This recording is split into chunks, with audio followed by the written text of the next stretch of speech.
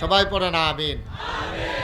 তো আমরা কোরআনুল কারীম থেকে 30 পারায় সূরা বুরুজের 2টা আয়াত আমি তেলাওয়াত করেছি। সেখান থেকে আমরা আলোচনায় যাব। তা আমাদের দেশের সমস্যা হচ্ছে কোরআনের আলোচনা না শুনতে শুনতে এখন আর কোরআনের আলোচনা ভাল লাগে না। আমাদের দেশে গান, গজল, নাচা নাচি, নর্তন কুর্দন, লইয়াফরণ, এইটা আমরা দেশে এখন খুব বেশি ওয়াজের নাম দিয়া প্রচলন, ঠিক কিনা বলেন? এটা করতে করতে এখন আর মনে করছে হেই ডে ওয়াজ, আর ওয়াজ এখনো হয়ে গেছে একেবারে আপনি বিরক্তিকর একটা বিষয়।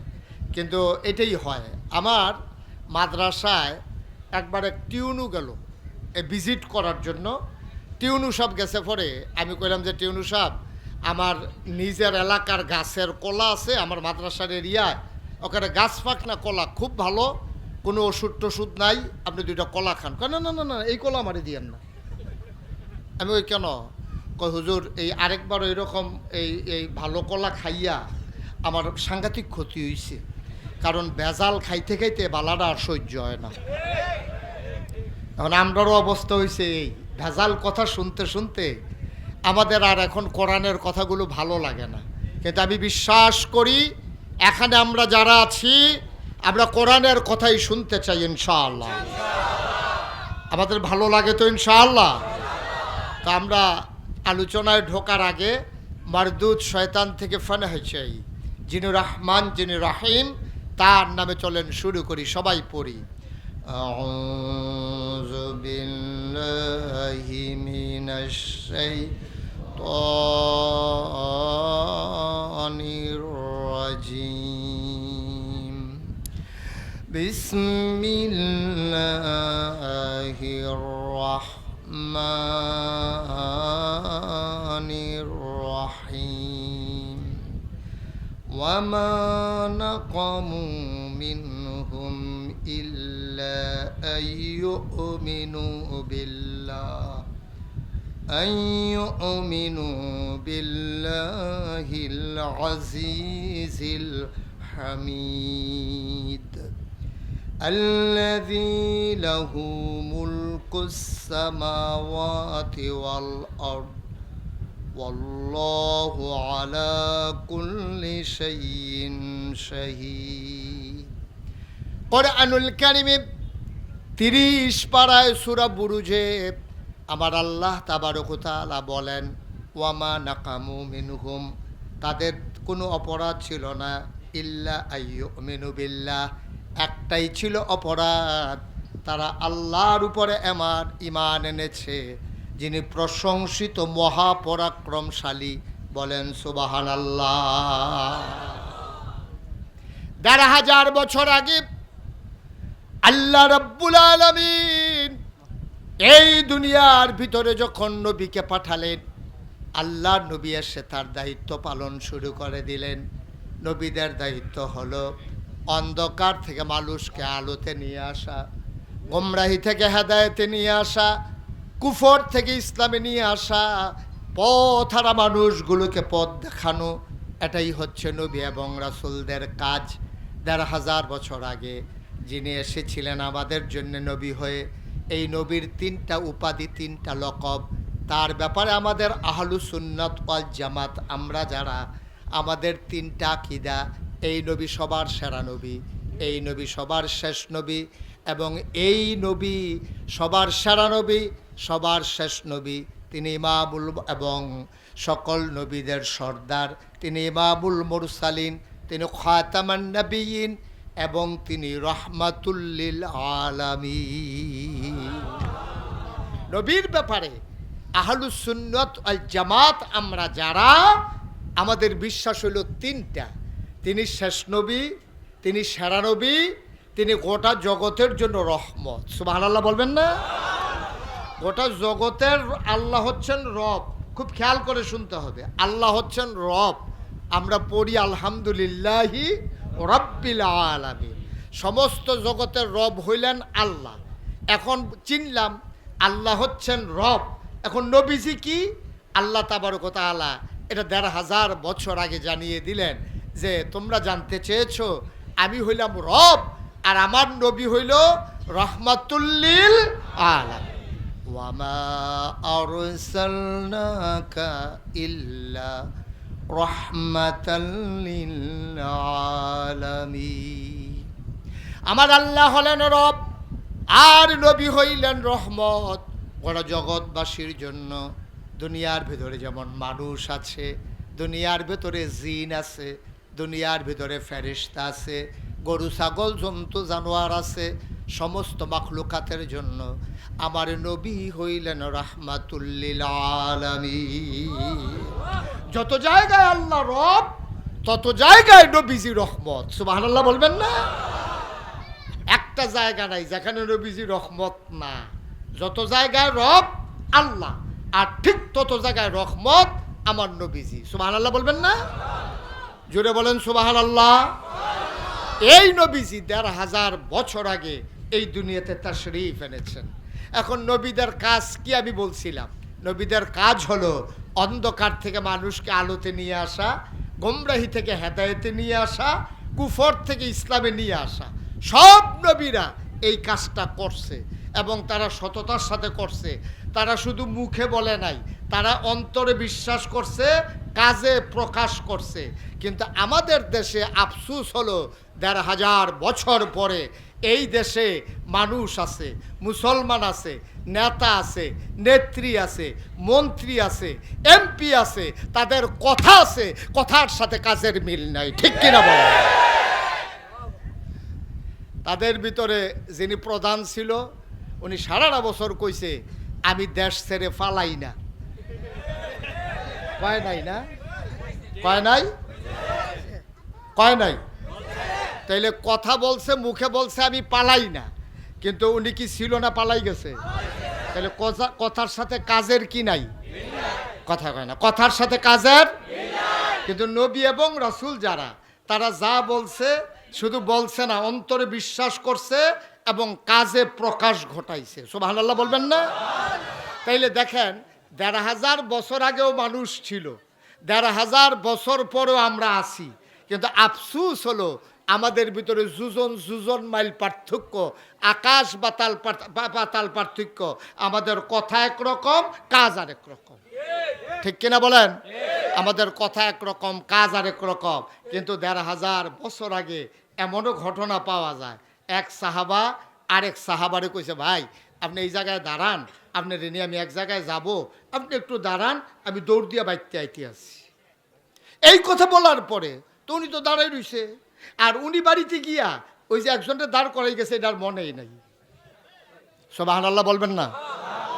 উনি বইলা গেছে আর ওনার গিয়া মনেই নাই। তো উনি তো দাঁড়াই রইছে, কারণ ওনার ভাই বলছে, মুসলমান বলছে যে আপনি দাঁড়ান, আমি আসতেছি। তো ওনার তো সন্দেহ করার কোনো দরকার নাই। রাত হয়ে গেছে, ওনার খবর নাই। সকাল হয়ে গেছে, ওনার খবর নাই।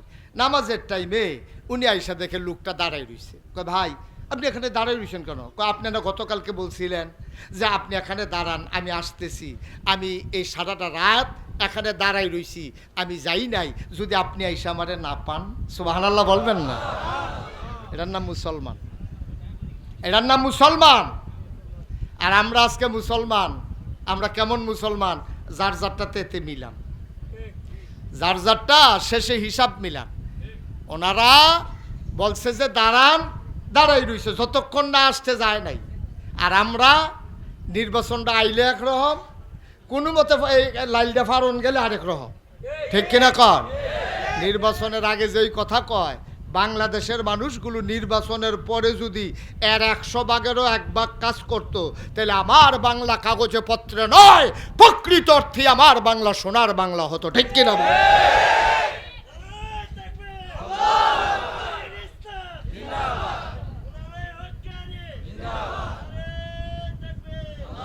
সবাই পড়ে না আমিন, জোরে পড়ে না আমিন। আমরা দেশে দেখবেন কি কারবার হয়। আমরা তো এই সমাজেরই মানুষ, আমার বাড়ি অনেক দূরে না। আহা, তুমি কি এখানে বেয়াদবি করার জন্য আসছো? আর চাইতে বাড়ি থেকে শুয়ে থাকো, তাহলে বদদোয়ার নজরে পড়বা না। অনেক ভালো। তুমি কথা বললা কেন এখানে দাঁড়াইয়া? আমিন বলেন, জোরে বলেন। মাইকটা মোটেও ভালো সার্ভিস দিচ্ছে না। না না, এখন দমকাই লাভ হইতো না, আনছেন তো হেই মাইকে। কাটা যেটা উঠে এটা চক্কাইয়ে উঠে, এটা কেউ দাও দিয়ে চক্কায় না। এটা মাইক হইলো, এটা যে ওয়াশ করা যাবে? আমিন বলেন। তো একটু ধৈর্য ধরে শুনেন। আপনারা যারা আসছেন যদি চুপ করে শুনেন, আমি খালি মুখে বললেও শুনবেন। সুতরাং যেহেতু এখন তো আর বদলানো যাবে না, তো এটা কিছু করার নাই।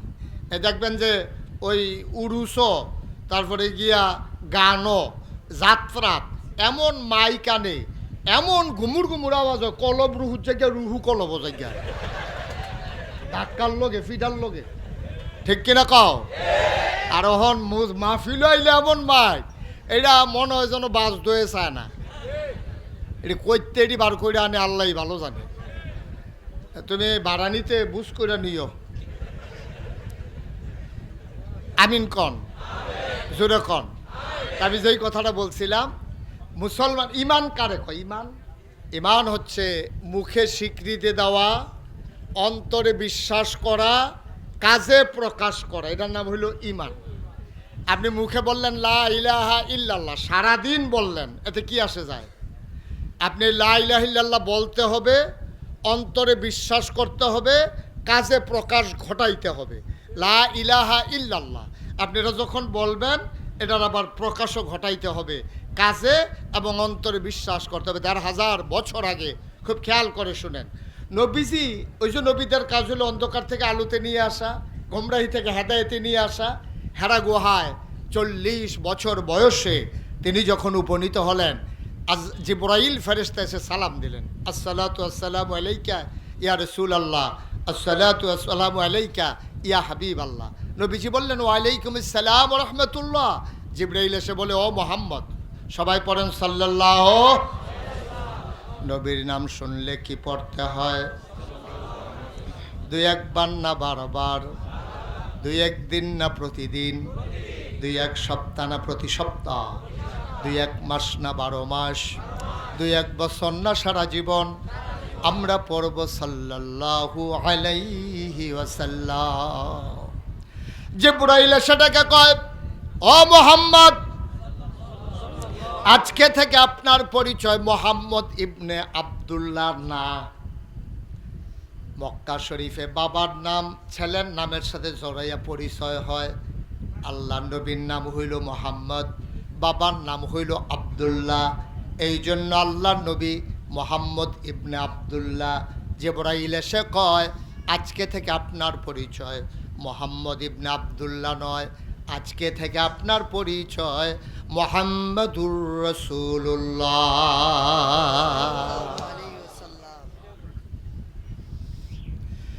আল্লাহ নবী ভয় পেয়ে গেলেন, তিনি ভীত সন্ত্রস্ত হয়ে গেলেন। তিনি কাঁপতে কাঁপতে মা খাদিজার ঘরে এসে ঢুকলেন। আম্মাজান খাদিজা রাদিয়াল্লাহু তাআলা আনহা, উনি ডাকে বললেন ও স্বামী আমার, স্বামী আমার, আপনি কি ভয় পেয়েছেন? কেউ কি আপনাকে কিছু বলছে নাকি?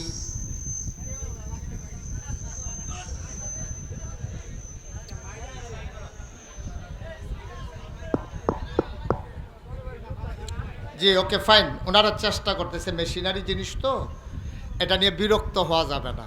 এটা যদি বন্ধ হয়ে যায় কিছু করার নাই, মেশিনারি জিনিস, এটার উপরে কোনো গ্যারান্টি নাই। তবে একটু দেখে শুনে আনা লাগে। তো এটা কর্তৃপক্ষ আগামী বছর আনতে, আমি আই নাহলে অন্য হুজুর আইক, যেটাই হোক, মাইকটা বুঝ করে আনবেন। আল্লাহ যেন কবুল করে, সবাই পড়ি আমিন। এখন মনে হয় আগের চাইতে একটু ভালো আছে। একটু ভালো হয়েছে না হুজুর? জি হুজুর, একটু ভালো হয়েছে না? হ্যাঁ, সবাই পড়েন আলহামদুলিল্লাহ। একটু আওয়াজটা ক্লিয়ার মনে হয়, একটু খেয়াল করে শুনেন, কথা বললেন না, তাইলে কিছু কথা নিয়ে বাড়িতে যাইতে পারবেন। এখন নবীজির বয়স কত? কথা বলে কত? জিবরাইল এসে ঘোষণা দিল আপনি মোহাম্মদ ইবনে আব্দুল্লাহ না, আপনার পরিচয় হলো আপনি মোহাম্মদুর রাসূলুল্লাহ। তো নবীজি খুব ভয় পাইছে, খুব ভয় পাইছে। হেরা গুহা, আপনারা যারা হজে গেছেন তারা অনেকেই হেরা গুহা দেখছেন। কাবা ঘরের কেনারেই একটা পাহাড় আছে, এই পাহাড়টার চূড়ায় একটা গুহা আছে, গুহাটার নাম হলো হেরা গুহা। আমি যখন প্রথম হজে গেছি, এটা হলো 2000 সালে। হজে যাওয়ার সময়, হজে যাওয়ার পরে আমার যারা ওখানে ভক্ত মুরিদ আছে সৌদি আরবে, ওরা বলতেছে যে হুজুর, ওই যে হেরা গুহা যেখানে কোরআন শরীফ নাজিল হয়েছে, আপনি কি এটা দেখতে চান? তা আমি কই ভাই আর আইনা নাই, এই জুয়ান মানুষ আছে, এটা বলে খুব ওসা। কয় জি হুজুর অনেক ওসা। তা আমি কইছি দাদা এদিকে কইলো এটার দিকে চাইলে বিলে ফিসি দেয় টুফি ফুটা জিজ্ঞায়। কই জি হুজুর এটা অনেক ওসা তো, এমনি মাথা আলগি দিয়ে সাউন্ড লাগে টুফি ফুটা জিজ্ঞায়। তা আমি হুজুর ওই পাহাড়ের কান্দা তামারি লইয়া গেছে, তারা পানির বোতল টোতল লইয়া গেছে, তো আমি কথা অনুযায়ী এমনি উপরের দিকে চাইছি, টুফি পরে না। ওই কি তারা বাংলাদেশ যদি হুন্নাইলাম ফিসের দিকে এমনি চাইতে বিলে উপরের দিকে চাইলে টুফি পরে দিকে টুফি পরে না কিরে। পরে আমি চিন্তা করলাম টুফি পরে না খা। পরে খেয়াল করে দেখলাম ওই যে হজের সময় যে মাথা কামাইছি, ছোটো ছোটো চুলে কামড় দিয়া দুইটা রাখছে টুফি।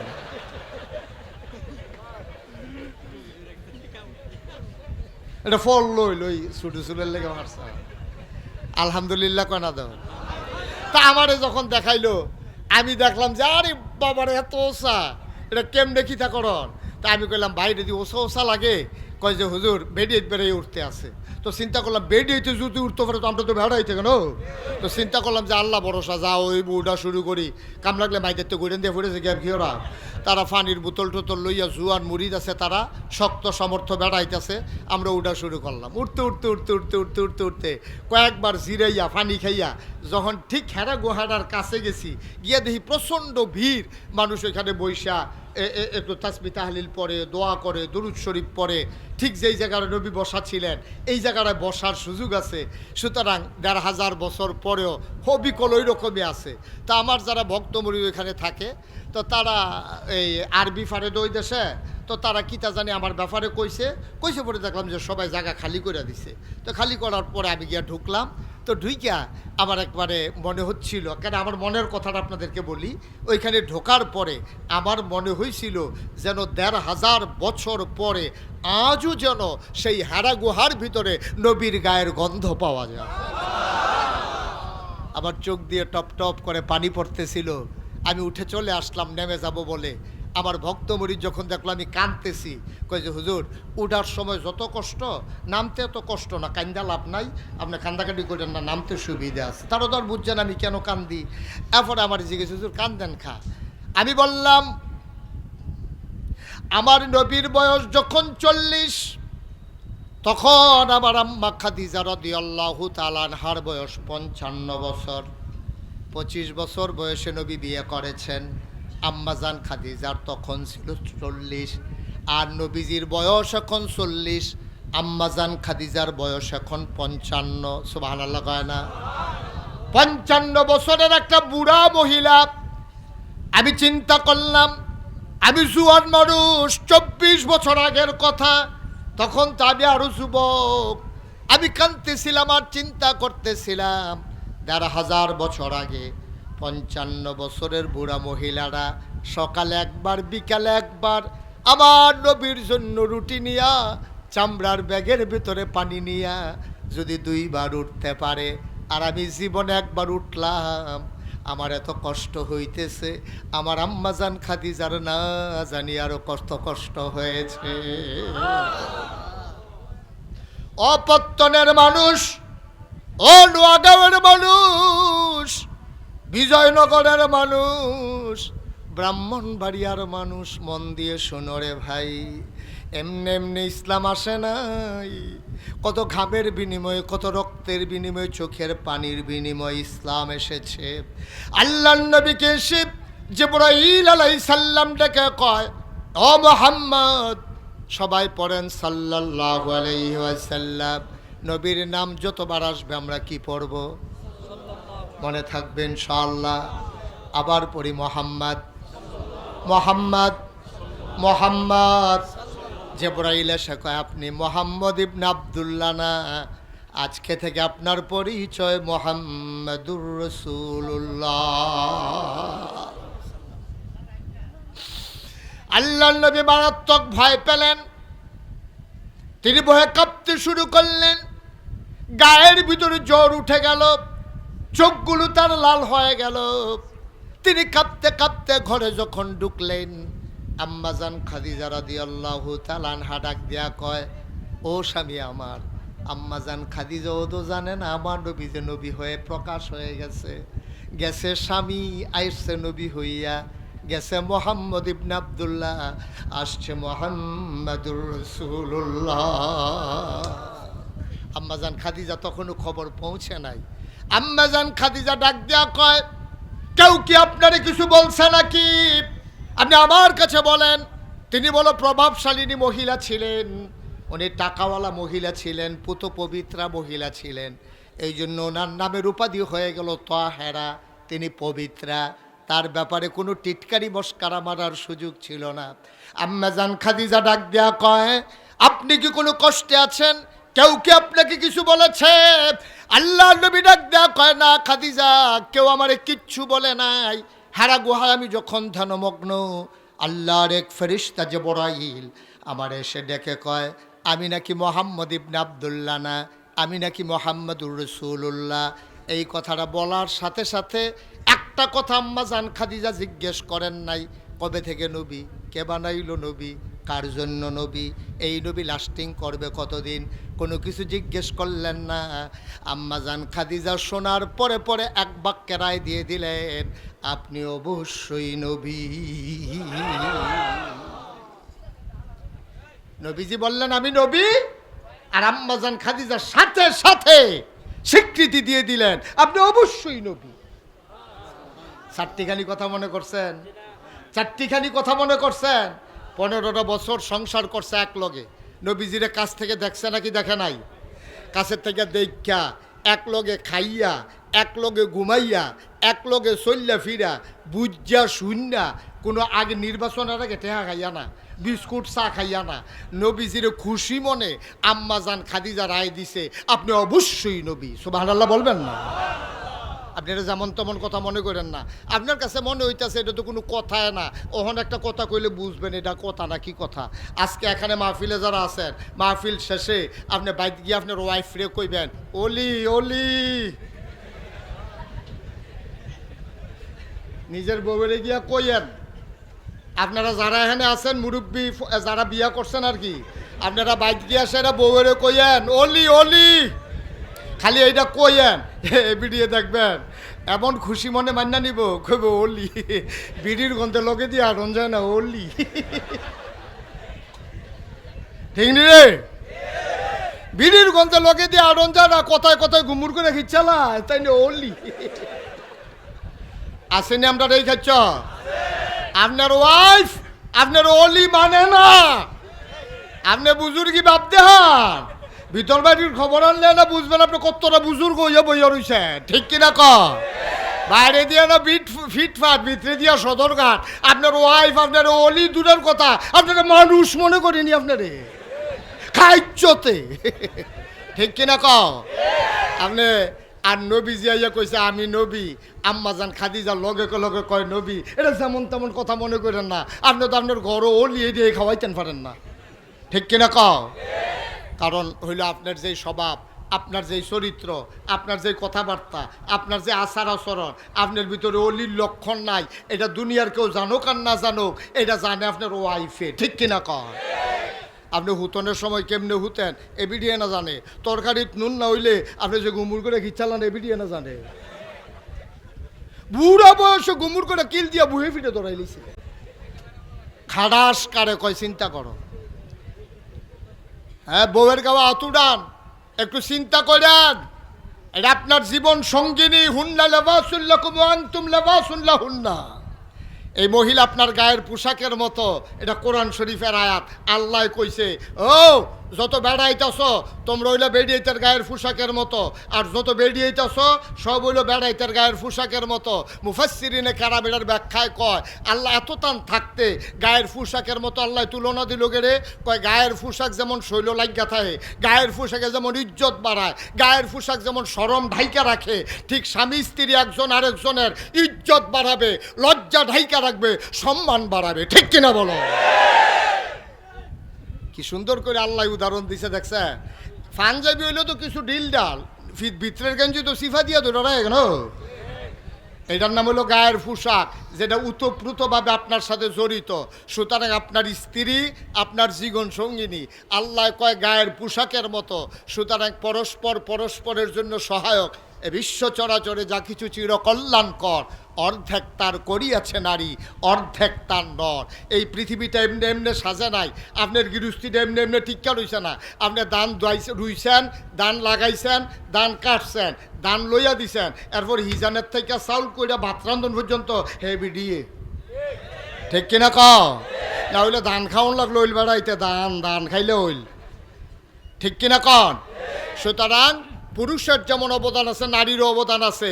আপনার নারী, আপনার স্ত্রী যদি সাক্ষী দেয় আপনি ভালো মানুষ, আসলেও আপনি ভালো মানুষ, সুবহানাল্লাহ বলবেন না? কারণ আপনার সম্পর্কে আপনার স্ত্রী যত জানে অন্য কোনো মানুষ এত জানে না। নাগাইশের ফিসাব 1 ঘন্টা 2 ঘন্টার লাগিয়া ফত্ত নাইছে, নোয়াগাও আইছে, দেখতে কি সুন্দর, সাদা পাঞ্জাবি, মাথার মধ্যে টুপি, কথাটিও সুন্দর। 15-20 দিন থাকলে না টেহা হলাদ দিলে বুঝবেন কীরকম সুন্দর। ফার্স্ট লাইলা খেয়ে চলে না বোঝা যায়, তাই না? কস কাটতে কাটতে কেন ভিতরে ঢুকালায় তিনি ফ্যাসাবের নাম দিয়ে হোমা চুরি করে হেই খাইছ তার, তাই না? ঠিক কিনা ক? এরপরে যদি আপনি আবার কন কিরে তুই যে আমরা গাছের কাটল চুরি করলি, তে আবার দেখবেন আইস দিয়া আমরা গাছের কাটল কত মাইসে খায়, তোরা গাছের তলে দিয়া কেউ হাঁটতে পারিনি, কাটল খাইব দূরের কথা। সুতরাং নবীজির ব্যাপারে সবচেয়ে বেশি জানেন ওনার স্ত্রী আমাদের আম্মা, যিনি জীবন সঙ্গিনী। 55 বছর বয়সে নবীর স্বীকৃতি দিয়ে দিলেন আপনি অবশ্যই নবী, সুবহানাল্লাহ বলবেন না? নবী চমকে উঠলেন, তিনি থমকে দাঁড়ালেন, তিনি আশ্চর্যান্বিত হয়ে গেলেন। তিনি আবার খাদিজারে ধরছে, খাদিজা তোমার লোক আমি সংসার করলাম, তুমি রুটি দিয়ে আইলে আমি খাইলাম, আমি কইলাম আমি নবী, আর তুমিও কও অবশ্যই আপনি নবী, তুমি বুঝলা কেমন আমি যে নবী, সুবহানাল্লাহ বলবেন না? কয় আপনার ভিতরে 4টা জিনিস দেখছি। কয়টা? আহা, কথা কয় না। আপনার ভিতরে আমি 4টা জিনিস দেখছি, এই মক্কায় কোনো মানুষের মাঝে পাই নাই। আমি মনে মনে চিন্তা করছি আপনি কিচ্ছু একটা হইবেন, এটা আমি আগেই বুঝছি, আপনি যে কিচ্ছু একটা হইবেন এটা আমি আগে বুঝছি। কয় কোন দিন বুঝছো? কয় যেই দিন আপনার ব্যবসায় সিরিয়া পাঠাইছিলাম, সুবহানাল্লাহ বলবেন না? এটা হলো 15 বছর আগের কথা। কয় বছর আগের কথা? কয় 15 বছর আগে বুঝছিলাম আপনি যে কিচ্ছু একটা হইবেন। কয় কি বুঝছো? কোনোদিন তো কিছু কও নাই। কয় কোয়ার দরকার নেই, এই দিনটার অপেক্ষায় ছিলাম, আজকের এই দিনটার অপেক্ষায় ছিলাম। আপনি যে কিচ্ছু একটা হবেন এটা আমি আগেই টের পাইছিলাম। কয় কখন? কয় আপনি যখন অসহায় ছিলেন, আপনার চাচার ঘরে থাকতেন, আমার সম্পদ ছিল, কারণ এর আগে আমার 2টা বিয়ে হয়েছে, 2 জামের খুব টেহা আছিল, জামাই মারা যাওয়ার সব টেহা আমি পাইছি। আমার আব্বাও ধনী মানুষ ছিল, বাফেরতে পাইছি, জামাইতে পাইছি, এই 3 জনের সম্পদ পাইয়া মক্কায় কয়েকজন ধনীর ভিতরে আমি খাদিজাও একজন, কিন্তু আমার টেহাদি ব্যবসা বাণিজ্য লাগানোর মতো কোনো মানুষ পাইতেছিলাম না। আমি সবারই জিজ্ঞেসলাম, ও মক্কায় কি একটাও ভালো মানুষ নাই? সবাই একজনের নাম কইছে, মুহাম্মাদুর সাল্লাল্লাহু। আপনার নামটা সবাই কইছে, মনে নাই? আপনার আমি আনছিলাম, চুক্তি হয়েছিল আপনার লগে, টেহা আমার, আপনার শ্রম আপনার, মেহনত করবেন আপনি, ফুজি দাম আমি, ব্যবসায় যা লাভ হইব সমান সমান, সুবহানাল্লাহ বলবেন না? কয় যাওয়ার সময় আপনি যে ভদ্র মানুষ, কুরাইশ বংশ, বনু হাসিম গোত্র, আপনি খুব লাজুক স্বভাবের, আপনি কখনো মানুষকে টিটকারি মারেন না, মস্কারা করেন না, কারো দিকে চোখ তুলে তাকান না, আপনি খুব ভদ্র মানুষ, এটা আমার খুব পছন্দ হয়েছিল। তখন আমি চিন্তা করলাম আমার ব্যবসায় উনি যাবে, ওনার খেদমতের জন্য একটা লোক দরকার, আমার একটা কেনা গোলাম ছিল, আমি গোলামটার আপনার লগে দিছিলাম যে আপনার খেদমত করার জন্য, তে ব্যবসা করে আইসে পরে তারে জিগাইলাম মানুষটা কীরকম, সুবহানাল্লাহ কইতেন না? তা ব্যবসা করে আসার পরে তার আমি জিজ্ঞেসলাম মানুষটা কীরকম? কয় মানুষটা কীরকম কইতাম পারতাম না, তবে আমরা সবাই মিল্লা কাজ ভাগ করে নিতাম। সফর অবস্থায় সবাই মিল্লা সিরিয়া গেছি তো, যাওয়ানোর সময় সবাই মিল্লা ভাগ করছি, কেউ রান্ধন, কেউ লাকড়ি আনন, লাকড়ি ভারণ, কেউ রান্নাবান্না করন, কাঁচামরিচের ডেউটা ভাঙ্গা দেওয়ন, ফেট ছুল্লা দেওয়ন, এরকম নানান কাজ টাজ আমরা ভাগ করে নিছি। এই নবী মোহাম্মদ তখন তো নবুয়ত প্রকাশ পায় নাই, আপনার যে ব্যবসায়িক পার্টনার এই মোহাম্মদের দায়িত্ব ছিল রান্নাবান্না করা শেষ হইলে বাইরা বাইরা শাহিদারি করে খাওয়ান। আমরা এই দীর্ঘদিন সফরে ছিলাম, প্রত্যেক দিন উনি আমাদেরকে খাওয়াইছে। খোদার কসম আমরা খেয়াল করে দেখেছি সবাই খাওয়ার আগে তিনি লবণ সাওয়ার নামেও একটা গোশতের টুকরা মুখে দেয় নাই। সবাই খাইয়া সারলে থাকলে উনি খাইছে, না থাকলে নাই। এইরকম মানুষকে আর কি দেখলাম? আরও দেখছি উনি দেখতাম আমরা রোদের ভিতরে বার হইতাম চাই না, উনি দেখতাম দবদবাইয়া রোদের ভিতরে আটতে আছে। আমরা কইতাম কি তারে রোদ দিদি মাথা ফাইটা যে গায়ে অবস্থা, উনি এমনি দৌড়ায় কেমনে ছাতি ছাড়া। আমরা খেয়াল করে দেখতাম উনি যখন রোজের মাছ দিয়ে হাঁটে আমরা দেখতাম ওনার মাথার উপর একটা ছায়া, উপরের দিকে তাকাইয়া দেখতাম একটা মেঘের টুকরা ওনার মাথার উপরে ছায়া দিয়া দিয়া উনি যেদিকে যায় মেঘের টুকরা ওই দিকে যায়। আমরা আরও দেখছি। কয় কি দেখছো? আর কয় উনি যখন জঙ্গলের কাছে দিয়া যায় এই জঙ্গলের গাছটি উনার দিকে এমনি জুইকা পড়তো, এইটাও আমরা দেখছি। সুবহানাল্লাহ কইতেন না? তখন আমরা চিন্তা করতাম বাতাসে বোধহয় যুক্তে আছে, দেখি বাতাস নাই, গাছ ঝুল্লা পড়ছে উনার দিকে। আরও দেখছি উনি ফাত্তরের উপরে দিয়ে হাইটা যায়, ফাত্তর দেওয়ার সমান নাই, ব্রু থেব্রু ওসা নেশা। উনি দেখতাম ফাত্তরের উপরে দিয়ে হাইটা যে গিয়া আমরা গিয়ে ওমাগো কইয়া সিলেন দিয়া লাই দুঃখ পাই, আর এবার গিয়ে হাইটা যে গিয়া চিন্তা করলাম কি রে ফাত্তরের উপরে দিয়ে এমনি আডে কেমনে। পরে ওনার পিছন দিকে ফাত্তর লইয়া দেখি ওনার সম্মানে ওই শক্ত পাথর তুলার মতো নরম হয়ে গেছে। মোহাম্মদ স্বামী আমার, সেই দিন আমি বুঝেছিলাম আপনি কিচ্ছু একটা হবেন, অপেক্ষায় ছিলাম কখন হবেন। তখন চিন্তা করলাম আপনাকে তো একজন বিয়ে করে ফেলবে, আপনি যদি অন্যের ঘরে থাকেন আমি তো সুযোগটা কাজে লাগাইতে পারবো না, বিয়ে বসার আমার এত দরকার ছিল না। এর আগে আমার 2 বার বিয়ে হয়েছে, বিয়ে কারে কয় আমি বুঝছি, কিন্তু আপনি যে একটা কিচ্ছু হবেন ওই দিন যেন আমি আপনার পাশে থাকতে পারি, এই নিয়তে আমি বিবাহের প্রস্তাব পাঠাইয়া আপনাকে আমার ঘরে নিয়ে এসেছিলাম। এই দিনটার জন্য আমি অপেক্ষায় ছিলাম, আজকের এই দিনটার জন্যে। আপনি সুপ্রকৃত অর্থে আপনি নবী। এবার আল্লাহর নবী ডাক দেয়া কয় খাদিজা এটাই কি তোমার ফাইনাল ডিসিশন? কয় এটাই আমার ফাইনাল ডিসিশন। ও নবী এবার আপনার হাতটা বাড়াই দেন। নবীজি হাতটা বাড়াই দিলেন, আম্মাজান খাদিজা হাতের ভিতরে চুমু খাইলেন, চোখের পানি ছেড়ে দিয়ে কয় আপনি যদি নবী হন আমি খাদিজা আপনার 1 নাম্বার উম্মত। আবার নবীজি বললেন তুমি কি দেইখা বুঝছো আমি যে নবী? কয় 4টা জিনিস। কথা মনে আছে নাকি? কয়টা? কথা কয় না কয়টা? আপনার ভিতরে আমি 4টা জিনিস দেখছি 15 বছর। 1 বছর এটা কম দেখি নাই, সব সময় দেখছি এটা আরও বাড়ছে। কয় কি কি দেখছো? কয় 1 নাম্বারে দেখছি আপনি কখনো আমানতের খেয়ানত করেন না। আরো আস্তে কোন সুবহানাল্লাহ। হুজুরে আরো জোরে কইবেন, আপনি যে আরো আস্তে কন মরহুম, আরে জোরে কন, আরো জোরে। কয়টা জিনিস দেখছে? কথা কয় না কয়টা? 1 নাম্বারে আপনি কখনো আমানতের খেয়ানত করেন না। সুবহানাল্লাহ কইতেন না? এটা কি যেমন তেমন কথা? বাংলাদেশে আমানতের খেয়ানত হয় নাকি হয় না?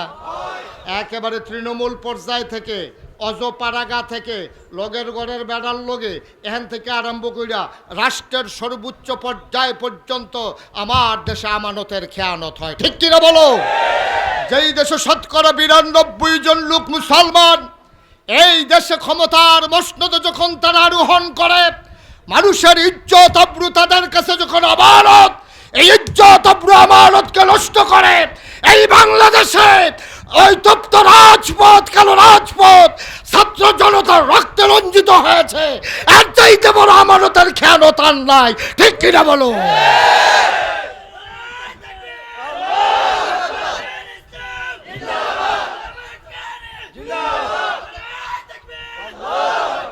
রাষ্ট্রের যারা অধিকর্তা হবে তাদের কাছে একজন ভিক্ষুক মহিলা থেকে শুরু করে রাষ্ট্রের সর্বোচ্চ মানুষটা পর্যন্ত তার ইজ্জত, তার সম্মান, তার টাকা পয়সা, তার জীবন তাদের কাছে আমানত। ওই আমানত যখন রাস্তায় ধুলোবালি খায়, যখন আবার সোনার ছেলেরা রাস্তায় শহীদ হয়ে জগদ্দল পাথরকে হটাতে চায়, এইটাই হচ্ছে সবচেয়ে বড় আমানতের খেয়ানত। ঠিক কিনা বলো? অথচ ১৫০০ বছর আগে নবীর ব্যাপারে ওনার স্ত্রী ১ নম্বরে রায় দিল, আপনি কখনোই আমানতের খেয়ানত করেন, আমানতের খেয়ানত করেন। কয়টা ছিল নবীর গুণ? ১ নম্বরে আপনি কখনো আমানতের খেয়ানত করেন না। ২ নম্বরে আপনি কখনো ওয়াদা খেলাফ করেন না। আমাদের দেশে ওয়াদা খেলাফ করে নাকি করে না? আমার কথা কেনা করে নাকি করে না? এটা অনেক বছর আগের কথা, ২০০১ সালে। তখন আমার ওয়াজ এত চতুর্দিকে গেছে না, এই উডানো টুডানো খেরমুইডার সিফাত কলামুইডার সিফাত যেহেন ডাক দেয় গিয়ে ওয়াজ করে কোনো চারটে গিয়ে ভাই তুইটা থাকতাম, এরকম ওয়াজ আর কি। ওখানে না একটু মানুষা হয়, লোকজন আইয়ে, তো তখন আমি ওয়াজও যাইতাম। তো এক জায়গার ভিতরে আমার তখন ২০০১ সালের কথা। তো ১ সালে আগের দিন আমার মাহফিল ছিল, নির্বাচনের কয়েকদিন পরে ১লা অক্টোবর তখন নির্বাচন হয়েছিল ২০০১ সালে। তখন আমি নির্বাচনের পরে মাহফিল শেষ কইরা আমি এসে ঘরে ঘুমাই রইছি। তখন আমার স্বাস্থ্য ভাই আইয়া আমারে কইতেছে, ভাই উঠেন। আমি কই কি? কই মুরাদনগর তো ওয়াজ আইছে। কই থেকে ওয়াজ আইছে? আরে কথা কয়না, লোকে ঘুমাই গেছে নাকি আপনারা? মুরাদনগর নাম শুনেন না যে আপনারা? এটা মালয়েশিয়া না, এটা দক্ষিণ আফ্রিকার ভিতরে পড়ছে। এটা না যেমনি সাইয়া রইছেন মুরাদনগর কইতামও পারতাম না আমরা। কইতে আইছে সবাই কথা বলতে হবে। কোত্থেকে মাহফিল আইছে? আমার যখন ঘুমের ডাক দিছে, ভাই মুরাদনগরতে মাহফিল আইছে, তা আমি লাভ দিয়ে উঠছি। বেড়া বাড়ির গাড়িতে মাহফিল ফাই না, মুরাদনগরতে মাহফিলে পরে হুশ আছে। তখন তো মাহফিলটা আমি বিচারি, ওখানে না মাহফিলে আমারে বিচারে কেন, তখন তো মাহফিল আমি বিচারি। তখন দৌড়াইয়া গেলাম পরে তারা দাওয়াত দিল। তো দাওয়াত দেওয়ার পরে ভাই আমি যে গেলাম, ভাই আপনার যে নির্বাচন যে এটা কীরকম হয়েছে? হুজুর এটা আর জিগাইয়ান না। আমি করে জিগাইলেছি যখন ফিরাইতাম না, কই আলান কেমন হয়েছে? কই যদি নির্বাচন মুরাদনগর কেমন হয়েছে এটা যদি আপনারে কই, তাহলে আপনি যেই আফসুস করবেন, ইস আমরা বাড়ি যদি মুরাদনগর হইতো। আমি কই বেড়া আমার বাড়ি ব্রাহ্মণপাড়া, আমি তোমারে কইছি মুরাদনগর বাড়ি করাম। কয় না হুজুর আফসুসটার কথা কই আর কি। আমি কই কীরকম? কই হুজুর নির্বাচনের আগে সপ্তাহখানেক আগে দিয়ে একবার আমার আইয়া ঘুমেতে ডাক দিয়া তো চৌড়ানো, তো ডাক দিয়েছে পরে হুজুর আমি লাভ দুইটা লাইছি রাইতের বাজে ২:৩০। কয়টা? তো আমি কই রাইতের ২:৩০টার সময় আপনি এক ডাকে উঠলেন কেমনে? কই হুজুর ফাতলা ঘুম তো, নির্বাচনের আগে কম্বালা উডন লাগে কখন যায় না, তো এর লেগে গাড়া ঘুমটা দেয় না, ফাতলা ডাকের লোকে ফাল দিয়ে উঠতে যাইগা। তো আমি কই উঠটা সেটা কীটা করছ? কই উঠছি পরে এবার আইন না আমার ১৫০০ টাকা দিছে, ৫০০ টিকা নোট। তা আমি জিজ্ঞান কি এর টেহা? আমি কি তোমার কাছে টেহা পাই? কয় না। কয় তো কিছু কিনবা আমারতে? কয় না। তো টেহা দাও কিতা? কয় আরে ভাই সাহেবেদি কোনো খবর রাখেন না, আমরা মুরাদনগর না প্রতি বুট ৫০০ দাম উঠছে, তা আপনার ঘরে ৩ ফুট ৩-৫ ১৫০০। আমি কি হুজুর দাওয়াত দিতে নাইছেন, বুট বেচ্চা টেহা খান, টেহা রাখছেন? অসম্ভব, আমরা কি এত বেহতার নি টেহা রাখাম? আমি কই কিতা কইছেন? আমি কইছি ও নির্বাচনের ওখানে বাহির হয়েছে ১ সপ্তাহ, এত আগে যখন ৫০০ দাম উঠতে গেছে গা, আগের দায়িত্বে কত উঠে না আছে, টেহা রাখতাম পারতাম।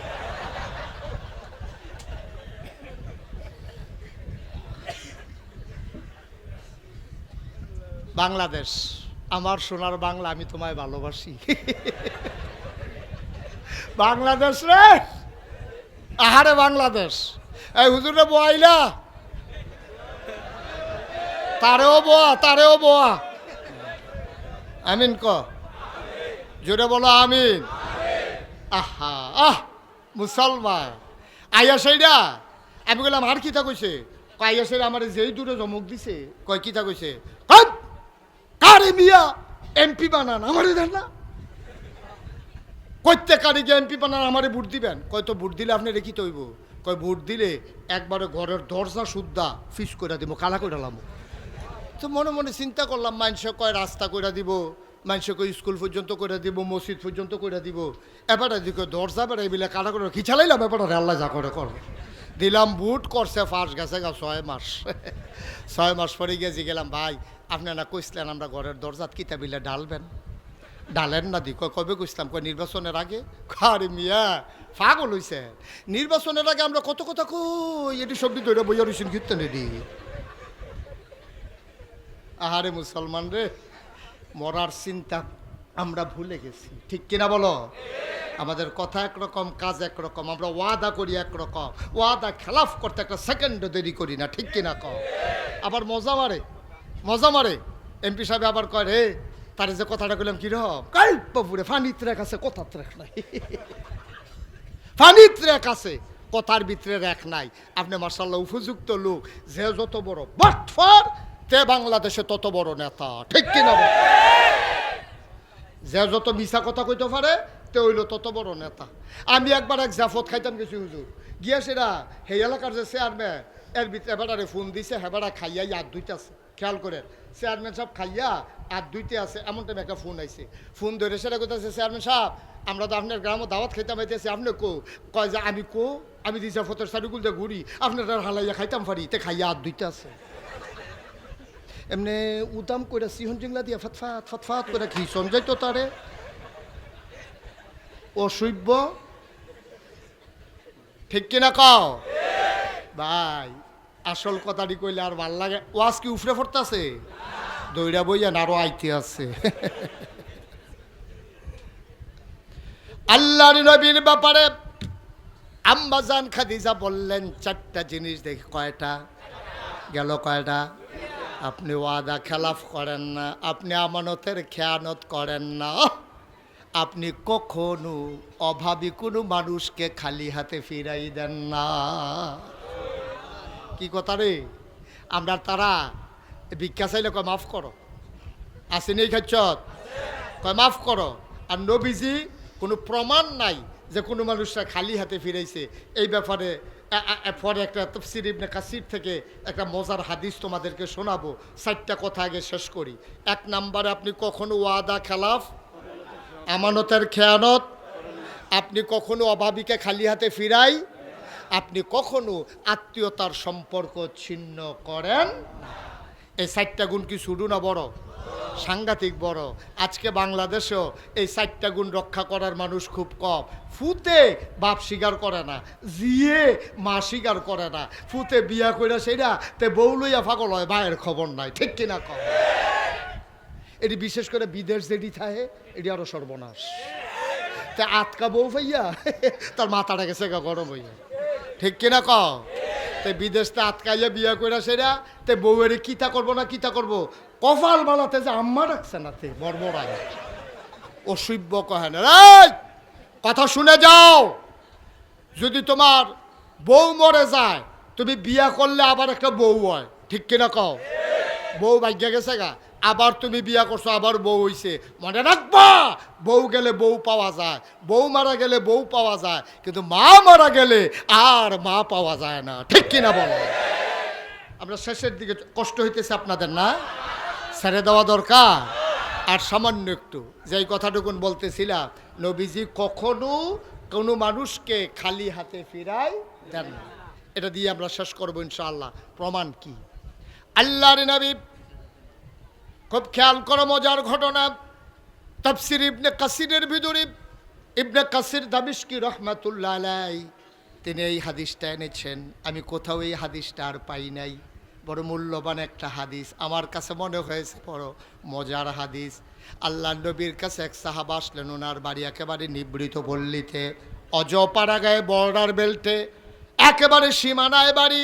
তিনি দৌড়ে দৌড়ে নবীর কাছে আসলেন, এসে বললেন আসসালাতু আসসালামু আলাইকা ইয়া রাসূলুল্লাহ। নবী বললেন ওয়ালাইকুম আসসালাম ওয়া রাহমাতুল্লাহ। সাহাবা বসে গেলেন, বললেন ইয়া রাসূলুল্লাহ গুস্তাকি মাফ কর দিজিয়ে, বেয়াদবি মাফ করবেন, একটা কাজ হয়ে গেছে। কয় কি কাজ হইছে? কয় নবী গো আপনি তো আমাদের রুহানি আব্বা, নবী হইল মুমিনের রুহানি পিতা, একজন মুসলমানের 4 জন আব্বা। কয়জন? কথা কয় না, কয়জন? একজন মুসলমানের 4 জন আব্বা, একজন হলো আদি পিতা আদম, আরেকজন হলো জাতির পিতা ইব্রাহিম, 3 নম্বরে রুহানি পিতা আমার নবীজি, 4 নম্বরে যার যার আব্বা তার তার। তাহলে আব্বা কয়জন? ওহন তো আব্বা ডাহা শুরু হইলে মাইকে কেরকিরি শুরু হয়, আব্বা শেষ হয় না, ঠিক নি রে? মাইকে মাইকে হুজুর খেয়াল করছেন নি? আব্বা ডাহা শুরু হইলো, কত জাতের আব্বা, মাইকের তার বেড়ে কেরকিরি করে আব্বার ঠেলায়, এরপর আব্বা শেষ হয় না। একজন মুমিন মুসলমান তার 4 জন আব্বা। কয়জন আব্বা? সবাই কোন মারহাবা। তখন নবীজি হলেন রুহানি পিতা। নবীজির কাছে আইসা সাহাবা কয় ইয়া রাসূলুল্লাহ বেয়াদবি মাফ করবেন, একটা কাম তো গড়াই লইছি। কয় কি? কয় আমি তো আপনার ফুত, আপনি আমার রুহানি বাপ। এখন আপনি যদি আমার আব্বা হন, তাহলে আমার বাচ্চা কাচ্চা তো আপনার নায়নাত কুর। তা আমার মেয়ে বিয়ার, খুব খেয়াল করেন কিন্তু সিহন কথা, কয় আমার মেয়ে বিয়ার উপযুক্ত হয়েছে, আমি তো থাই একটু দূরে, মদিনা শহর থেকে একটু দূরে, ইচ্ছা করলে সবসময় আইতাম পারি না, জামাইটা পাইছি বালা, বদরের যুদ্ধে অংশগ্রহণ করছে, মার্শাল্লাহ 5 ওয়াক্ত নামাজ মসজিদে গিয়া পড়ে, সিটার বাটফারির ভিতরে নাই, মার্শাল্লাহ অনেক ভালো মানুষ, স্বভাব চরিত্র ভালো, আপনার ব্যাপারে খুব এশক আছে, আল্লাহর তাওহীদের ব্যাপারে কোনো আপোষ করে না। এই লোকটা পাইয়া, জামাইটা ভালো পাইয়া, দেখায় শোনায়ও ভালো, আমার মেয়েটারে তো বিয়ে ঠিক করে ফেলছি, বিয়া তো আল্লাহ করলে হয়ে গেছে। সুবহানাল্লাহ বলবেন না? নবীজি বলছেন মাশাআল্লাহ, খুব ভালো খবর, আমি দোয়া করি তাদের দাম্পত্য জীবন সুখময় হোক, আল্লাহ নেক সন্তান দান করুক। সব দোয়া টোয়া শেষ, এবার সাহাবা আস্তে করে কইতাছে, ইয়া রাসূলুল্লাহ শব্দ ঠিক আছে, আপনি দোয়া করছেন নাতিনেরও বিয়ে হয়েছে আপনার, তবে আপনার যে নাতিন, আপনার নাতিনের বিয়েতে আপনি কি কোনো উপহার টুপহার দিবেন না? সুবহানাল্লাহ বলবেন না? দেখছেন নবীর লগে উম্মতের সম্পর্কটা দেখছেন। আপনি পারবেন নি ফির সাবরে কইতেন যে হুজুর সারা জীবন আপনার রাব্বা ডাকলাম, আমি তো আপনার মুরিদ, আমার মাইয়া তো আপনার নাতিন, তাই যে বিয়া ঠিক হয়েছে কিছু দিতেন টিতেন না? হ্যাঁ বাড়ায় আরও আশায় আশায় থাহে, তোমার মাইয়ার বিয়ে হইলে লুঙ্গি আর সাথী তো আমি ফায় আমি। আহারে বাংলাদেশ, নবীর চরিত্র কীরকম আর আমরার চরিত্র ইয়া কীরকম? আমরা খালি নেওয়ন শিখছি, নেওয়ন খালি আত্রা এরকম করে। বাংলাদেশও যত ফিসাব দেখবা এইটা হিকছে না, কেডাই জানি গুড়ান দিয়ে এমনি কইরা দিছি, আবার গুড়া যাই গিয়া নাদান হগিন নিবেদিক টিহার আশায় বইয়া থাকে, রিক্সাওয়ালার টাকার আশায় বইসা থাকে। আর আমার নবীজি জীবনে কেউ রে খালি হাতে ফিরাইল না, আর তুমি খালি নিতা হিকছো, জীবনে দিতা হিকছো না। তোমার মতো নাদানকে আসমানের নিচে আর আছে নিবে না, ঠিক কিনা কও? তুমি যেটা এই ফিরালির নাম দিয়ে যেমন আটফাইতা খাও, এরতে বালা চান্দরা মুড়ো বইয়া লাইলে ভাঙ্গা বাসুন ডলে আরো ভালা পাইলে হইল। তুমি বেটা হাত আছে, ফাও আছে, রক্ত মাংস আছে, আলেম কালাম আছে, বেটা মাটি কাটলেও তো ডেলি 500 টাকা পাওয়া যায়। মানুষের কাছে হাত ফাইতে খাইতে শরম করে না? লজ্জা নাই, শরম নাই? এখন নবীজির কাছে সাহাবা, কথা মনে আছে নিও? ভুল্লা গেছেন কথা? মনোযোগ নাই কথায় না? নবীজির কাছে সাহাবা এসে কই, ইয়া রাসূলুল্লাহ আপনার নাতিনের যে বিয়া দিলাম, আপনার দাদা হিসাবে কোনো উপহার দিবেন না? সুবহানাল্লাহ সুবহানাল্লাহ সুবহানাল্লাহ। কথার ওজন কত, কথার ভিতরে মহব্বত কত, অধিকার কত, কত বড় অধিকার। আর নবীজি খুব লাজুক মানুষ, পকেটে হাত দিছে, দিয়া দেয় কিচ্ছু নেই, একটা পয়সাও নাই। এমন লজ্জা পাইছে, চেহারাটা লাল হয়ে গেছে। সুবহানাল্লাহ, মাথাটা নিচু করে ফেলছে। আহা, আমি কেমন নবী, আমার সাহাবা মেয়ের বিয়েতে উপহার চাই, আমি দিতে পারলাম না। নবীজির মাথা নিচু করে মুচকি হাসলেন, হেসে বললেন, সাহাবা আমার, আজকে তো আমি কিছু দিতে পারলাম না, আগামীকালকে তুমি সকালে আসবা, তো তোমার কাছে আমি একটা গোপন সংকেত দিয়ে রাখি। যদি দেখো আমার ঘরের দরজা বন্ধ, তোমারকে গোপন সংকেত হলো তুমি দরজার ভিতরে শিকল ধরে 3 বার নাড়া দেবা, তখন আমি বুঝবো তুমি চলে আসছো। আসলে তোমার জন্য দরজা খোলা, তুমি ডাক দিতে পারবা, তোমার জন্য অনুমতি আমি দিয়ে রাখলাম। আসার সময় ছোট্ট একটা শিশি আর একটা কাঠি আইলো। সুবহানাল্লাহ কইতেন না? এখন পরের দিন সকালবেলা সাহাবা এসে দেখে নবীজি আরাম ফরমাচ্ছেন, নবীজি ঘরের ভিতরে আরাম করতেছেন, ভেতর থেকে দরজা বন্ধ। সাহাবারে নবীজি অনুমতি দিয়ে রাখছে। সাহাবা এসে দরজার ধরে 3 বার নাড়া দিলেন, নবীজি দরজা খুলে দিলেন। আহলান সাহলান মারহাবা, মোস্ট ওয়েলকাম, আমার ঘরে তোমাকে স্বাগতম। সুবহানাল্লাহ বলবেন না? আল্লাহর নবী স্বাগত জানাইয়া এবার সাহাবাকে ঘরে ঢুকালেন, ঢুকাইয়া বললেন, ও তোমার তো আজকে আসতে বলছিলাম না? কই জি ইয়া রাসূলুল্লাহ, শিশি আনছো? তো উনি লুঙ্গির সিফাত থেকে শিশি বার করে, কাঠি আনো নাই? কয় জি ইয়া রাসূলুল্লাহ, কাঠিও আনছি। আল্লাহর নবী, সাহাবা কয় আমারে সামনে নবীজি বসালেন, পাঞ্জাবির হাতটা কনুই পর্যন্ত উঠাইলেন। খুব খেয়াল করেন, তিনি হাতটা উঠাইয়া কনুই পর্যন্ত পাঞ্জাবির হাতাটা গুছাইয়া তিনি আবার হাতের ভিতরে এইভাবে কচলাইতে শুরু করলেন। কতক্ষণ এই হাতে কচলায়, আবার বাম হাতে ডান হাত কচলায়, কচলাইতে কচলাইতে লাল হয়ে গেল, পশমের গড়ায় মুক্তার দানার মতো ঘাম জমে গেল।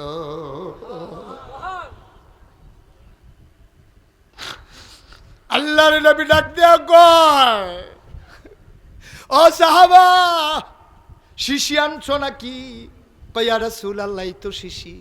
আল্লাহ নবী হাতটা এমন করে বাঁকা করলেন, ওই পশমের গোড়ায় গোড়ায় জমা ঘাম টপ টপ টপ টপ করে জমে জমে এই কনুর কাছে এসে দিয়া পড়তেছে। আল্লাহ নবী বললেন, তাড়াতাড়ি করো, শিশিটা আমার কনুর কাছে ধরো। এবার শিশি দেখে টপ টপ করে শিশির ভিতরে ঘাম পড়ে, অর্ধেকটা শিশি ভরে গেল। নবী আবার এই হাত বাঁকা করলেন, বললেন, শিশিটা আবার এই হাতে ধরো। এই হাতের কনুর কাছে ধরা হলো, বাকি ঘাম দিয়ে শিশিটা একবারে ভরে গেল। আল্লাহ নবী মুখটা বন্ধ করে ওই ছোট্ট কাঠিটা হাতে দিয়া দিলেন। নবীজি আবার চোখের পানি ছেড়ে দিয়ে কয়, সাহাবারা রে, আমি তোর এমন নবী, আমার নাতিনের বিয়েতে দামি কোনো উপহার দিতে পারলাম না। আমার গায়ের জমানো ঘাম, এটাই আমার নাতিনের বিয়েতে আমার পক্ষ থেকে উপহার।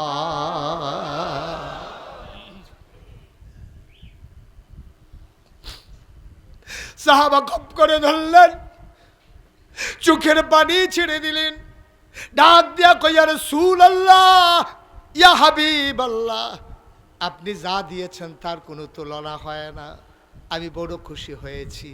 সাহাবা বিদায় নিয়ে দিলেন দৌড়। মেয়েটা দাঁড়িয়ে আছে ঘরের কিনারে, আব্বা নবীর থেকে হাদিয়া নিয়ে আসবে। বাবা বলে গেছে, ও মেয়ে আমার, নবীজি তোরে হাদিয়া দেবে বলেছে, অপেক্ষা কর, আমি আসতেছি। মেয়েটা বাড়ির সামনে খেজুর গাছের নিচে দাঁড়াইয়া দুদু মরুভূমির দিকে তাকিয়ে আছে, বাবা কখন আসবে। তাকাইয়া দেখে একটা আফসা আফসা মানুষ দেখা যায়। মেয়েটা দিলেন দৌড়, দৌড়ে দৌড়ে গিয়া দেখে বাবা ঘামতেছে, চোখ দিয়া পানি পড়তেছে। মেয়েটা ডাক দিয়া, আব্বা আপনার হাত তো দেখি খালি, আমার বিয়েতে আমার নবীজি কোনো উপহার কি দেয় নাই? বাবার চোখের পানি ছেড়ে দিয়ে কয়, ও মেয়ে আমার, তোর মতো ভাগ্যবতী মেয়ে মক্কায় মদিনায় আর দ্বিতীয় একজন গোনাই গো মেয়ে। তোর এত দামি উপহার দিয়েছে। তিনি খুঁটির ভিতর থেকে ছোট্ট শিশি বের করলেন। মেয়েটা দেখলো, শিশিটা বের করার সাথে সাথে চতুর্পাশ সুগন্ধের সাথে সাথে ভরে গেল।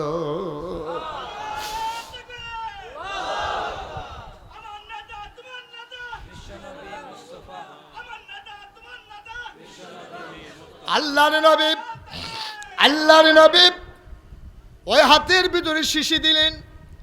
ওই মেয়েটার বাবা মেয়েটার হাতের ভিতরে শিশিটা দিয়া কয়, ও মেয়ে আমার, আমার নবী তোরে বেশি কিছু দিতে পারে নাই, সবচেয়ে দামি জিনিসটা তোরে দিয়ে দিয়েছে।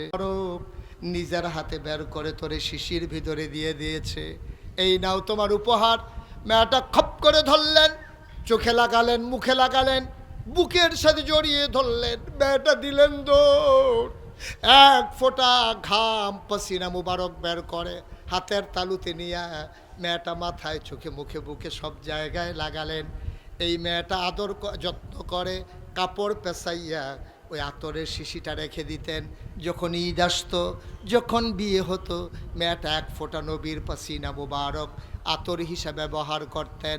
ঈদের দিন সকালবেলা মেয়েটা যখন আতর দিতেন, পুরো মদিনায় ওই নবীর আতরের গন্ধ ছড়িয়ে পড়ত। মানুষগুলো পাগলের মতো দৌড়াইতো, এই সুগন্ধ কোত্থেকে আসে, কোত্থেকে আসে।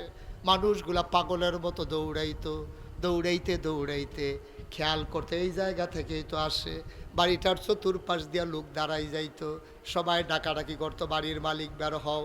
বুড়া মানুষটা বের হইতো, বলতো যে কেন তোমরা ভিড় করতেছ? এই সুগন্ধ তুমি পাইছো কই? এত দামি পারফিউম তুমি কোত্থেকে কিনেছো? তুমি তো ধনী মানুষ না। সাহাবা চোখের পানি ছেড়ে দিয়ে কাঁদতেন, বলতেন, ভাই এটা আমার কেনা কোনো সুগন্ধি না, আমার নবীর দেওয়া আমার মেয়ের বিয়েতে উপহার, এইটাই সেই সুগন্ধ। এবার মদিনার সকল মানুষ মিলে বাড়িটার নাম রেখে দিল সুগন্ধি বাড়ি। বাড়িটার নামই হয়ে গেল সুগন্ধি বাড়ি। বন্ধুগণ, এই নবীজি তোমার আমার নবী। আমরা যারা নবীর উম্মত, আমরা যারা আশিকি রাসূল দাবি করি, এখন আমাদের কি দায়িত্ব? নবী যেমন করে কথা বলেছেন আমি তেমন করে কথা বলবো, নবী যেমন করে খেয়েছেন আমি তেমন করে খাবো, নবী যেমনি 5 ওয়াক্ত নামাজ জামাতের সাথে আদায় করেছেন আমি 5 ওয়াক্ত নামাজ জামাতের সাথে আদায় করব। আমার নবী জীবনে সুদ খায় নাই, আমি প্রয়োজনে পেট মাটিতে লাগাইয়া থাকবো, তারপরে আমি সুদ খাবো না। ঠিক কিনা বলেন? যদি আমি আশিক রাসূল হয়ে থাকি। যদি আমি আশেকে রাসূল হয়ে থাকি, যদি আমি নবীর উম্মত হয়ে থাকি, আমি সুদ খাইতে পারি না, আমি ঘুষ খাইতে পারি না, আমি মদ খাইতে পারি না, আমি মানুষকে ঠকাইতে পারি না। আসুন আজকের এই মাহফিল থেকে সিদ্ধান্ত নিয়ে, বড় বুদ্ধিমান মানুষ বুঝা ফেলছে হুজুরের ওয়াজ সাইজ হইয়াইতে আছে আর বইয়ের ইস্যুত কীর্তি। আসল কাজটাই তো হয় নাই, আসল কাজটাই তো হয় নাই। সবাই একটু ধৈর্য ধরে বসতে হবে। আজকে আমার মন সাক্ষী দিয়েছে, আজকে প্রায় 33 বছর আমি মুশতাক ফয়েজি ওয়াজ করি। 33 বছর ওয়াজ করার পর আমার একটা অভিজ্ঞতা হয়েছে, কোনো মাহফিলে যখন আমি যাই, মাহফিলে কদম দিলে মাহফিলটার ওজন বুঝি। আজকে আমার মনে হয়েছে এই মাহফিলটা আল্লাহ কবুল করে নিয়েছে। নাইলে আল্লাহ তো বৃষ্টি দিয়ে আমাদেরকে ভাষায় দিলেই পারতেন, কিন্তু আল্লাহ তো সুযোগ করে দিয়েছেন। এই কবুল হওয়া মাহফিলটাতে আমরা একজন উঠবো না, সবাই মিলে আল্লাহর দরবারে তওবা করব। দরকার আছে নাকি নাই? আমাদের সবার আমল নামায় গোনা আছে, আমরা সবাই মিলে তওবা করব। কার দরবারে? কথা না, কার কাছে? আল্লাহর কাছে আমরা তওবা করব। মাপ চাইব কার কাছে? আল্লাহর কাছে। ফিডার ঠেলায় পুলিশরা আব্বা ডাকতেন পারেন, আর্মিরে বাড়ি আব্বা ডাকে, সেকেন্ডে সেকেন্ডে আব্বা বার উঠেছে ফিডার লোকে। আর অন্যায় করলেন আল্লাহর কাছে মাপ চাইতে মন চায় না, না? পুলিশরা আব্বা ডাহেন, আর্মির আব্বা ডাহেন, আল্লাহরে আল্লাহ কইয়া ডাক দিতে মন চায় না, মাহফিল থেকে উঠে যেতে মন চায়? আপনারা কে গ্যারান্টি দিছে যে আপনি আবার আগামীকাল ঘুম থেকে উঠবেন? সুতরাং গোনাগুলা যদি মাফ করাই নিতে পারেন, আল্লাহ নবী বলেছেন কেউ যখন খালেস অন্তরে তওবা করে, পাহাড় পরিমাণ নিয়ে গোনা নিয়ে তওবা করার কারণে মানুষটা মাসুম, নিষ্পাপ, মায়ের গর্ভের শিশুর মতো হয়ে যায়। সুবহানাল্লাহ বলবেন না? তওবা করার দরকার আছে নাকি নাই? আমরা সবাই মিলে তওবা করব। আমি এতক্ষণ কাউকে বসতে বলি নাই। এই তওবা করা, দোয়া করা, এটার আদব হচ্ছে খুশুর সাথে নম্র ভদ্র হয়ে আল্লাহর দরবারে লুটিয়ে পড়া। যদি জায়গা থাকে, আপনারা যে যেখানে আছেন সেখানেই বসে পড়ুন, যারা যেখানে আছেন সেখানেই বসে পড়ুন। ইনশাআল্লাহ আমরা এখন তওবা করব।